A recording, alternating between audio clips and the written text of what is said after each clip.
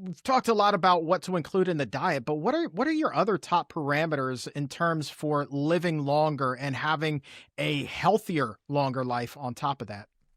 Right. Well, the four, I know we could list 8 or 10, but let's do the four top ones, mostly dietary.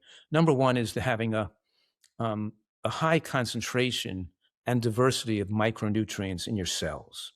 And in order to get a high concentration of micronutrients in your cells, you have to have a high concentration of micronutrients in your diet and not be consuming empty calorie foods that don't. So you have to try to eat things that are highly concentrated, and you have to have a low body fat, which sucks nutrients away from the cell, which the viable cells. So the second one, after the first one, the high concentration of nutrients in the cells, and by the way, the most nutrient dense foods are green vegetables. So and green vegetables have the most dramatic benefits for increasing human lifespan. Okay, so the next one is body fat percent, which we talked about, being relatively slim and not too thin, but certainly you don't want to you want excess body fat. And the third one is you want to have reduced toxicity in the cell as well.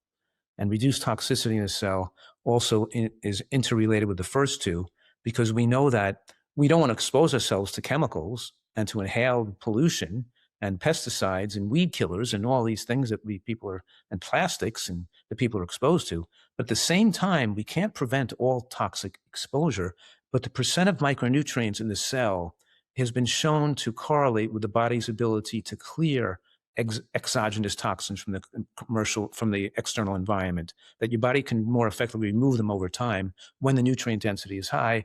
And the last thing, the fourth, is the omega-3 index, because we know that especially that the low omega-3 index is associated with shorter lifespan, especially in vegans, to protect against Parkinson's and dementia in later life.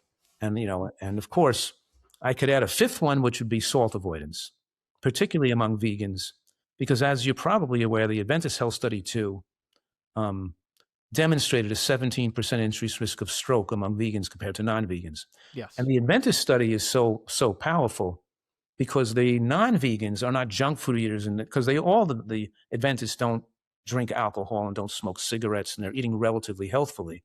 So when you're comparing a vegan to a non-vegan, it's not like comparing it to a standard American diet person. The non-vegans are relatively healthy too. So the vegans had 17% higher risk of stroke, predominantly because of hemorrhagic stroke, which means the risk of hemorrhagic stroke was at least 3 to 4 times higher than the risk in the people who were not vegans. And we know right now, this is what we're learning, that the cholesterol level has an inverse correlation with risk of hemorrhagic stroke, meaning higher cholesterol is protective and lower cholesterol increases risk. And we know that, so that people who are eating cheeseburgers and bacon have higher risk of ischemic stroke caused by a clot or cardiovascular or heart attacks. But hemorrhagic stroke is not caused by a clot. That's caused by the vessels becoming weaker as we age and breaking open and bleeding into the brain. So it's caused by a bleed, which was a more possible cause of death, a more common cause of death among vegans. And we know that salt doesn't just raise blood pressure.